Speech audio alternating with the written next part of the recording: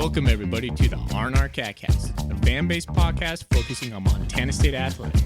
We're two dudes named Ryan from the state of Washington talking about our dear Montana State. We hope you enjoy.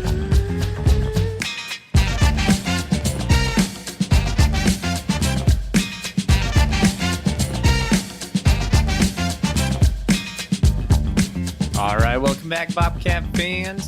Thanks for joining us on an instant reaction show. Going to Frisco, baby. The whoop down, the semifinals against South Dakota. We're here to talk about it. We'll bring you all the good feels because there's no bad feels tonight, Thorny. We are going back to the national championship. Going back, man. Another turnover to kind of seal the game. Very reminiscent of 2021. I'm stoked, man. I'm so stoked. What a good day for Bobcat fans. Ironically, it's the same score we had back in 2021 as well, 31-17. I didn't even realize that. Another South Dakota school to go against North Dakota State. Wow, there's like this full circle moment for Bobcat fans. Hope you enjoyed it today. I was just texting with our fellows, like, enjoy it because this isn't guaranteed, and just soak it in because this is something we live for. This is why we do it, buddy. Absolutely. I found myself being a little negative in the second half too, unfortunately. So it's good to keep in mind to soak it in. Enjoy the ride. Yeah, well, I went back and rewatched the second half. There's some good to pull from there. I understand why you were a little upset a little bit on with the way the Bobcats were looking, but yeah, we'll talk about that. We'll get into it. All right, guys. Well, there is nothing to run down in the big sky. There is a game across the state over in the Dakotas that determined who we are playing against, and that was North Dakota State, South Dakota State. North Dakota State won 28-21 and sets up the rematch in Frisco. The last time we will be in Frisco before it moves to Nashville next year. Yeah, did you have a chance to watch any of that game? You know, I didn't. We were skiing in the morning, a quick ski trip, and so I was listening and kind of peering in as I was riding the lifts. Did you watch it? I watched a fair amount of it. It was pretty back and forth affairs, pretty evenly matched, I thought. I was impressed with North Dakota State. They were able to air the ball out, pretty much is how they won the game. With the younger Lance of the Trey Lance lineage. He's a good wide receiver. Yeah, I just learned about him last week that they had another one. That kind of surprised me a little bit, but then again, nothing really surprises you much in college football these days. I am happy it's not South Dakota State. I was never a huge fan of South Dakota State. Mark Gronowski and those guys, they can just be done. Peace out, fellas. Oh, and now we're back. So you'd rather have the guys who won the previous 10 national championships instead? Well, a little bit. I think we'll talk about this on Monday as well. But I think North Dakota State gives us a better matchup. Okay, that I agree with. I'm right. glad North Dakota State won because I'd rather play North Dakota State, not because I'm sick of South Dakota State. If you're sick of South Dakota State, we will face them second game of the season. Gold Rush next year, South Dakota State. Yeah. Put that in your brain because that's going to be a great one. There. Woo! All right.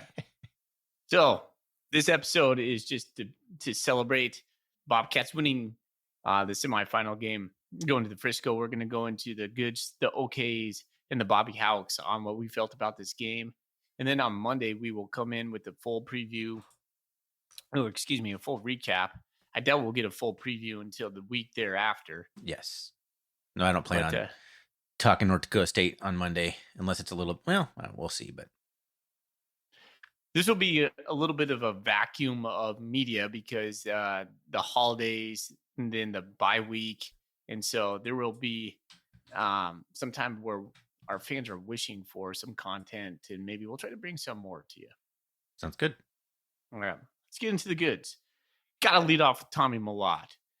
Took over the game today, rushed the ball for 17 times for looks like 134 yards. No, 125 yards. He passed the ball 17 times. 8 completions for 134. He had 3 touchdowns, 2 through the 2 on the ground and 1 to Taco Dollar. He continues to be the most impactful player in the FCS, and it's just not even close, man. He's a stud, absolutely stud. And if he goes out and wins uh, the national championship, Thorny, he might be the greatest Bobcat of all time. No, he'd be in the conversation. He's right there as it is. But if he Yeah, somehow captains a 16-0 team that won the national championship, he's a goat. Greatest of all time. yeah. All right, give me another good. Just the atmosphere in Bozeman, man, sounded good on TV, looked good. The crowd was rocking. They were bringing it. It looked like they got back in the second half, caused a couple false starts, made it difficult for South Dakota and their offense to operate sometimes. And it just looked like a party in Bozeman, man. Love it. I love where we are as Bobcat fans. Me just Jeez. being able to watch the game, it looks so big time on TV now as compared Yeah. to, I remember watching like Cat Grizz games back before the stadium expansion when they're on TV. It's not even a comparison. No. In the way they frame it and just the full crowd in the background with the players in the forefront, it is big time, man. Over 20,000 screaming, and kudos to the kids, the students there, because we all know it's Christmas break right now. They went back for the game. That's huge, man. It was huge, and it played dividends in so many different ways. You said the false starts, but going into the fourth quarter, they had a couple errant snaps. One Mm-hmm. where they were in the red zone and they're trying to check down to a different play, and the center, gets confused because of the, That's the right. Yeah. crowd noise, and that was pivotal because then that was a third down, and then fourth down. Simeon Woodard had an amazing breakup to turn the ball over. So the crowd, amazing, looked great, looked like a warm winter day over in Bozeman, which was like, take it for you which, or take it how you will. I was kind of hoping for a cold day to get those guys off their game because they haven't played outside since October, late October. That was a factor we talked about last week. Nonetheless, Montana State, you look beautiful. Go Cats. Absolutely. Taco Dollar, man, he had himself a day. Uh-huh. He almost had himself 2 touchdowns, one for sure on a beautiful pass on the first series. 4 for 14. 4 for 14. That seems a little bit odd. Oh, 4 for 94. There you go. Again, Ryan Foley can't read his own handwriting. But man, he showed out today. Good for him. What a stud. Man, Brendan Hall. I'm going to say Brendan Hall. He Yeah. had some boomers today, man. And they were crucial in the Yeah. game where field position was mattering. He flipped the field a couple times with his huge punts and didn't get much of a return. So the return coverage was also really good. So the punting game led by the tallest punter in the nation, unofficial stat, according to the announcer, which is pretty funny. Yeah, great day for Brendan Hall. When Montana State's offense in the fourth quarter went stagnant, we were able to rely on his leg on flipping the field, and that was crucial, like you just said. Another good is I just think our defense is still just peaking at the right time. There was, I mean, those guys, South Dakota was a really good team. I didn't know how good they were going to be. Thorny, that was by far the best team we've played, and it Mm-hmm. wasn't even close. No, I had a feeling it was going to be the case. Yeah. Their quarterback, he was super accurate. Tice, I'm not sure his first name again, but probably the best running back we've seen. Travis Tice. Yeah, Travis Tice, man, that guy was He was such so a hard to tackle. so good. Played with such good pad level. He reminded me a little bit of like in a Fonse where like you just like the first hit doesn't matter. Like he's just gonna brush you aside because his pad level is he's so low to the ground. Neil Daly had him wrapped up on like a 5-yard loss or something like that. And he just like, boop, see you later, dude. Mm-hmm. uh, I want to give props to Drew Paldor because I thought Paldor played a really good game. Paldor did miss Tice though on his, I think he had like a his first touchdown. I'm not sure what the yardage was. Let's just call it like a 50-yard scamper. When they went up, tied to 7-7, Polidor crashes in like his typical self and then dives at the feet, but doesn't use his arms to wrap up. Just tries to trip him up with his head. That's not going to work with Tice. That guy was so good. Oh man, what a pleasure to watch him. 6-year senior too. Heard Coach Nielsen talking about him. He got a kind of emotional in the post game pressers, talking about him. Rightfully so. You love to see those guys stick it out in the program, defining guys for your program. Here we're talking about him, but tip of the cap because he was a stud. Absolutely. Yeah, what else is in the good category? I mean, just the fact we're in the national championship. That's just, gosh, I don't know if I processed it yet. And it's weird because it was much more expected this time than it was in 2021. Yeah. Like I was expecting us to win this game. I was confident we're going to win this game. So I guess I'm not quite as elated as this magical, crazy run we went on in 2021, where it's kind of got in the playoffs and then Tommy comes in after the whole Matt McKay thing and just all of a sudden, whoa, this is amazing.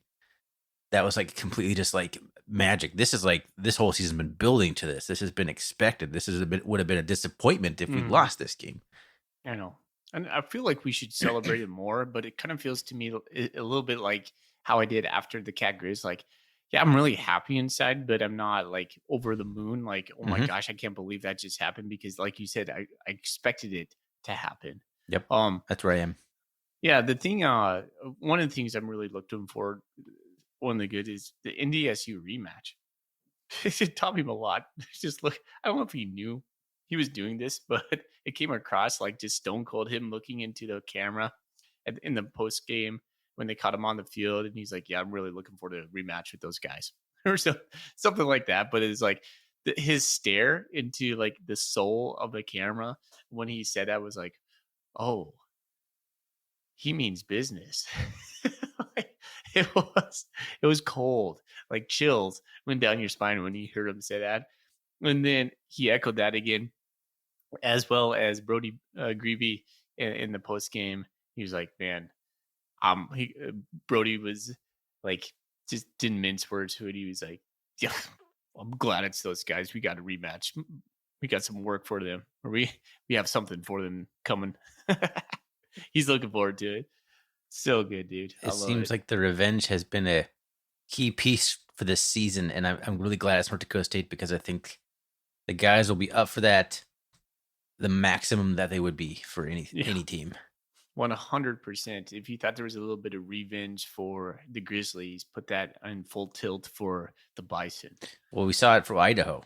I think their first game against Idaho was the first revenge we saw, then the Grizz, and now this is like the chance to come full circle on the revenge tour. Yeah, and it seems like this team thrives on that because we've seen them play the best games they've played when they have some sort of axe to grind. A little bit. A little bit chip on their shoulder. Yeah. All right, man. That's all I have in the good category. I'm sure we're going to think of more, but that's what I have. I got to shout out to Adam Jones just for kind of being the rock throughout this entire run without Scottry Humphrey really going full go. Humphrey did have 11 carries. He didn't quite look like himself just yet. But I thought Adam Jones, didn't have a huge game, 18 carries for 66 yards and, just a long of 13 yards. But, he was the dude. He was the dude all game long, and he was reliable and kept grinding those yards out and got a couple like big important runs when we needed them. Yeah. Thought Montana State was able to move the ball on the ground pretty effectively until we became super conservative, like I said early on the cast, and where we were like just obviously trying to grind out the clock, and they knew what was coming. Give props to South Dakota State's D line. They had some dudes. Absolutely, number 50 was one heck of a player. Number 90, the defensive player of the year in the Missouri Valley, Marquise Grace. He proved it, man. Like those guys were physical, tough, and big. But yes, Adam Jones, just his consistency, we wouldn't be here without him, right? And who saw that coming? If we went back into August, I would have been like, probably like, okay, Adam Jones could be a good player, but was he going to be the guy that was going to carry us through the playoffs? I didn't think that I would have been told you. And Julius Davis probably. That would have been my guess. My last thing on the good category, and it's gonna build off of something I'm gonna put in the maybe the bad category or something. Our speaking. I mean, our ground game. I don't think was very effective with the running backs. It was mostly the Tommy show, but we were still able to find a way to move the ball and score points when our traditional game hadn't been working, and that's what makes this year's team different. Yeah, I think you're right on that. It was interesting that we completely abandoned the pass in the second half. I know that we went up 2 scores and we were trying to salt it away, but we had success in the pass. And I was like, "Oh, this is going to be the Tommy game where we're going to go, 25 completions again, 22 out of 25," and it wasn't. I thought that was on the table, and I'm not sure. I think this leads me to the okay category. I thought the second half play calling on the offense was just okay. I thought we could have took their soul with one score on offense, and we were trying to do it on the ground. And I get that because that's our identity. And it ended up working for us because our strong defense. But yeah, I thought it was there, and we went conservative. And I don't know if that's a Coach Walker thing or is it Coach Vegan thing or is it's a kind of both of them doing that same thing. It worked. It worked. I mean, we're going to Frisco, but I thought we could have steamrolled them. No, I feel like we had chances to really put the game away, and we just didn't quite do it. But That yeah, I'll build off that just real quick. I thought there was 3 plays in this game that were kind of like backbreakers that went South Dakota's way. Obviously the fumble reverse. And to me, when I watched that probably like 3-4 times now, the ball does look like it's jostling. Now they called it a fumble, so they would need uh pretty good evidence that it was not going to reverse it. They thought they had good evidence. Had it not been reversed, that 37 point or 37-14 at that point would have just been backbreaking. But I don't. Miles, who is it? Miles Jackson that ran it in. Yeah, yeah, his knee was down when he recovered the ball, so I think it still would have come back, but they wouldn't have been able to kick the field goal right thereafter. The 2 other plays that I thought were pivotal were the botch snaps from South Dakota. Now, they ended up in losses, which is good. One of them in the critical 3rd down where they were in the red zone, but kind of lucky, really. Bauman was just able to recover them both. One of them, like if we just chip Bauman, that's 6 points, on a fumble recovery, and doesn't seem like Montana State has had that play this year. Ironically, we're 15-0.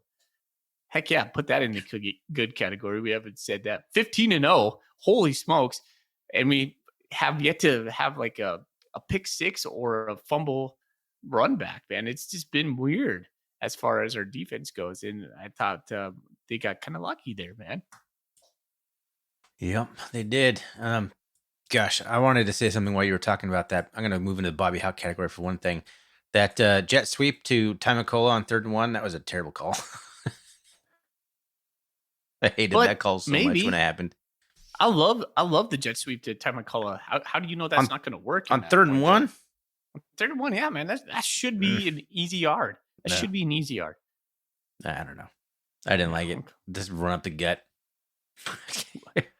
Would you put the refs in the bad or in the Bobby Houcks, or would you put them in the okay or the good? They let everything go. They let everything go. They weren't calling anything. They're just like, let's keep the flags on the hip. Yeah. So what'd you think of that? I kind of like it in the playoffs. Yeah, me too. Just let them slug it out. There was holding all over the place by everybody. Mm-hmm. By both sides. Montana State, we had like an obvious pass interference against John Johnson in a pivotal moment. They didn't call it. They didn't call anything. And I was like, okay, at least be consistent. And they were pretty consistent. They were consistent as in swallowing the whistle. Yeah. Was every single penalty like basically a procedural penalty? Or I don't think there was anything. Other than that, there's false starts. They had an illegal formation at one point. Yeah, I can't recall holding at all, but yet there was some egregious holdings There going were down. there were on the Bobcats too, Yeah, but it was consistent. So here we go. I'm okay with it. yeah, they Of just course, let we it won, ride. so I'm okay with anything. But hmm Yeah, I didn't have a problem with it. I think them not inserting themselves into this pivotal game is something that's refreshing. I know a couple people on Bobcat Nation are just getting their dander up on it, their hackles raised, but I thought it was fine, man. yeah, I mean, you got to call some things once in a while, but at least it was consistent. Yeah. Anything else, man? We're still in the okay category, I Yeah, I guess. don't have anything else in the okay. That was just the second half play calling for me. Just a just the running back run game. Like outside of Tommy, if you're adding this up, the running backs were like 29 carries for 101 yards. Like it's what the long of 13. Like it's just but we get that's what's so good about the Bobcats. You can shut that down. Tommy can find a way, and Tommy can still throw the ball. But I was hoping for a little bit better. I thought the lines, the offensive line, the defensive line, both were a little bit overmatched a little bit today. Yeah, and I think this is where we're going to be with North Dakota State as well. Agreed. Is yeah, we're not going to be able to run 307 yards or average on everybody. And when you get down to these Final Four, especially the Missouri Valley Conference lines and how they're built, because they're all very similar, big, athletic, They're strong they're all dudes. extremely similar. You could like Yeah. just change uniforms on some of the teams. You wouldn't even note it.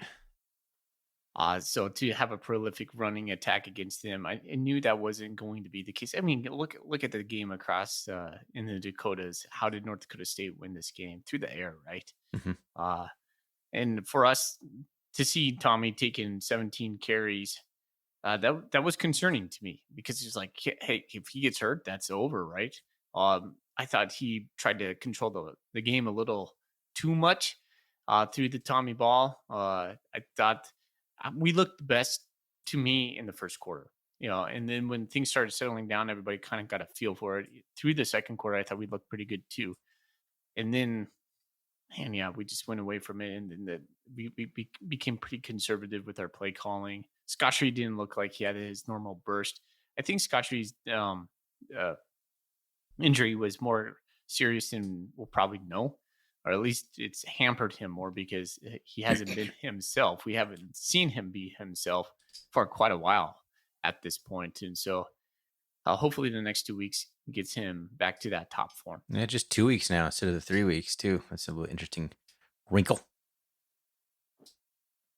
Yeah, why is that? I don't know. Well, it's because we've had one more game this Oh, season. because yeah, it's a 12-game season, so Yeah. push everything back to week Yeah. 0 and whatnot. All right. The Bobby Hawks.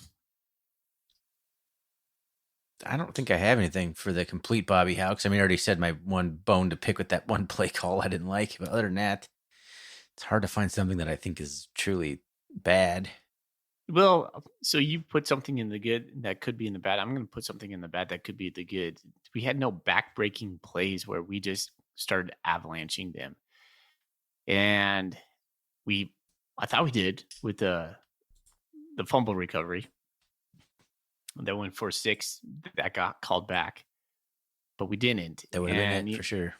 Yeah, but this was the first time then that we had to kind of put this full game, right? Where you're like, oh, talked about this last week. You're like, well, Montana State's just kind of blowing people out. Like, what's going to be like when we have to get into kind of a battle?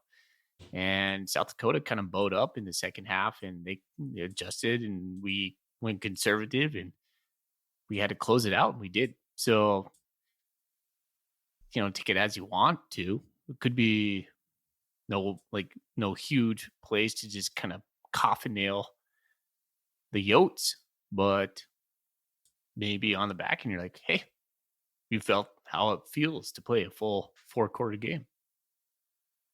South Dakota had some really good third and fourth quarters over the last few few games to help them like come back and win some games. So they were battle tested in that manner, and we just shut the door on them and never really gave them that chance. Yeah.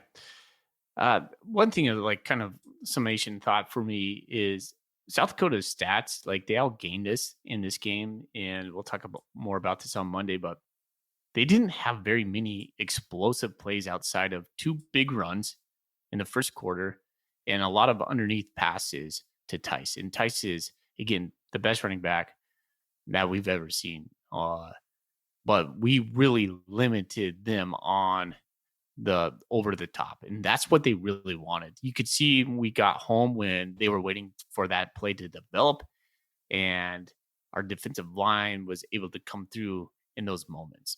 That's a very good point. I kept commenting during the game. I was watching my parents. I'm like, South Dakota is going to take a deep shot at some point.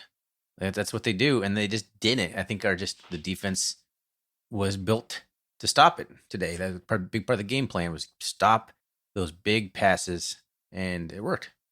Yeah, we never got beat deep. Yeah, I remember the one where Kenny Iden had his big sack, and they were waiting on a double move, and it worked. Double move did work, but Kenny got it before they could load and release it. And his sack, he kind of like bear hugged him. I was like, man, if he could just slap and strip the ball right there, he had a perfect opportunity to do so. But anyways, we got home, big time play. Our defense was looking good. I thought Bobby Daly called a really good game. Outside of playing a little bit of soft coverage early on, I thought he played his pretty aggressive game. Yep, absolutely. All right, man. No, dude, I'm just excited to get back to Frisco. You and I are going. It's gonna feel good. It's hopefully not like a spitting like wet type of day like it was last year when the game. It's a Monday night of all games. It's like at 7 p.m. Eastern on a Monday night. So that's weird. Not ideal. No, not ideal. Come back to work on Wednesday because we'll all be traveling on Tuesday. But hope to celebrate Monday night, January 6th, national champion, 16-0. Yeah, that sounds. Ooh, that's got a good ring to it. Holy! I can't wait to talk about it, man. Yeah, can't wait to talk. Traveling to Montana tomorrow. Christmas holidays, going back to Great Falls. I have to take my microphone and computer with me. We'll be when the next time we'll be recording, I'll be in my parents' basement. There you go. There you go. All right. Just before we started recording, my mom walked in on us before. I was like, "Mom, I'm recording." I feel like a little teenager. I was like, "Mom." Some things never I'll change. Take a sandwich though. Yeah, pretty much. Yes, I would like a hot pocket. Thank you. All right, leave it at the door. All right, good stuff. All right, if there's nothing else, let's get out of here, man. Go Cats. Go Cats. Go Cats.